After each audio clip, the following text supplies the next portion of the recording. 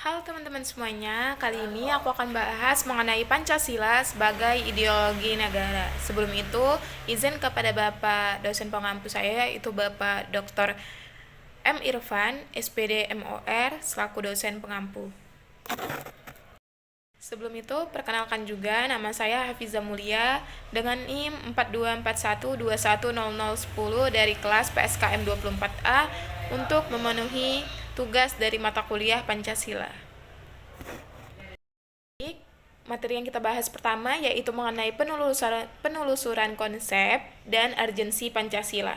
Nah, seperti yang kita ketahui bahwa sebenarnya ialah konsep dasar dari Pancasila sebagai dasar ideologi negara ini memiliki banyak peranan penting ya dalam penelusurannya untuk memenuhi suatu dasar-dasar dan cita-cita.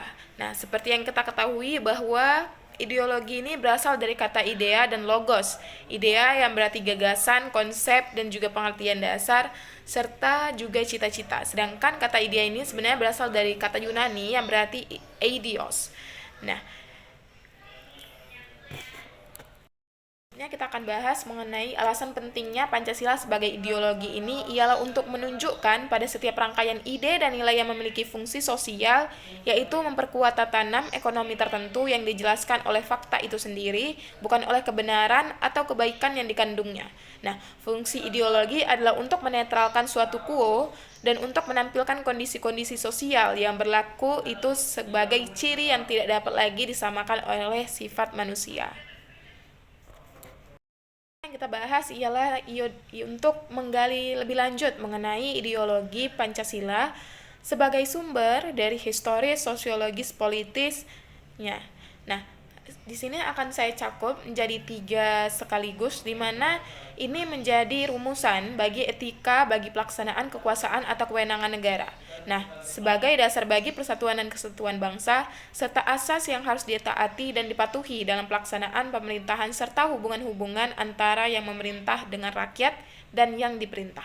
Nah, selanjutnya juga sebagai penegasan bagi fungsi negara yang diemban oleh pemerintah. Selanjutnya juga dipedomankan oleh kebijakan dan kegiatan publik. Selanjutnya yang akan saya bahas yaitu mengenai argumen tentang dinamika dan tantangan Pancasila dalam ideologi negara. Nah, sebelum itu sebenarnya ada macam-macam nih ideologi yang berkembang di dunia saat ini. Di antaranya ada ideologi fasisme, liberalisme, sosialisme, dan juga komunisme untuk membandingkan ideologi Pancasila dengan ideologi besar di dunia lain, yaitu menggunakan tolak ukur dari aspek politik, hukum, ekonomi, agama, pandangan terhadap hidup dan masyarakat dan ciri khasnya. Selanjutnya, Pancasila ini kan juga didasari oleh esensi dan urgensinya, di mana esensinya itu ialah bahwa di mana kita bisa mengatur serta lebih ke yang membatasi sesuatu perangkat nilai yang disusun secara sistematik dan diterapkan sebagai dasar kehidupan seluruh komponen masyarakat atau bangsa.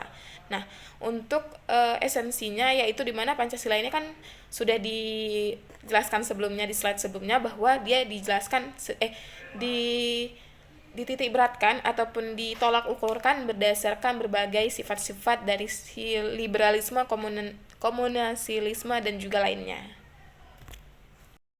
Sekian materi yang bisa saya sampaikan mengenai Pancasila sebagai ideologi. Semoga apa yang saya sampaikan bisa menjadi wawasan serta pemahaman lebih lanjut mengenai Pancasila.